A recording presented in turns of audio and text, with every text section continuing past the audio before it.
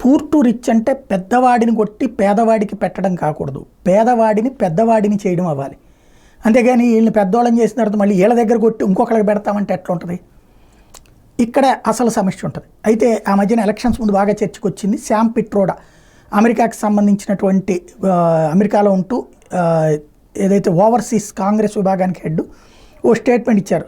విదేశాల్లో 45% ట్యాక్స్ ఉంది సంపన్నుల మీదన, ఆ ట్యాక్స్ ఇండియాలో వేస్తే కనుక ఆ డబ్బులతో పేదవాళ్ళకి ₹1,00,000 ఇవ్వచ్చు, తద్వారా వాళ్ళు లక్షాధికారులు అవుతారు అన్నట్టు. దాన్నే నరేంద్ర మోడీ మీ ఆస్తులు లాగేసుకోవడానికి కుట్ర పన్నుతున్నారంటూ ప్రచారంలోకి తీసుకురావడం, దాంతో శామ్ పిట్రోడా రాజీనామా చేయడం, ఆ తర్వాత ఆయన మళ్ళీ పెట్టడం జరిగింది. అయితే ఇట్లాంటిదే ఫ్రాన్స్లో ఇప్పుడు కొత్తగా ఎన్నికవుతున్నట్టు కమ్యూనిస్టు ప్రభుత్వం, అంటే ఇంకా పూర్తిగా అధికారంలోకి రాలేదు కానీ కమ్యూనిస్టులో లీడ్లో ఉన్నటువంటి నేపథ్యంలో వాళ్ళు ఇట్లాంటి ట్యాక్స్ వేస్తామని ఇప్పటికే ప్రకటిస్తున్నారు. ఏంటయ్యా అంటే ఫ్రాన్స్లో 4 లక్షల యూరోల పైన సంపాదించే వాళ్ళ మీద 90% పన్నట.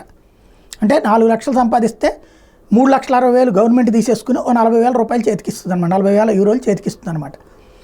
ఇది ఇప్పుడు ఆ ధైర్యం చేస్తే అప్పుడు శుభ్రంగా ఫ్రాన్స్ వాళ్ళందరినీ మనం పిలిస్తే సరిపోతుంది.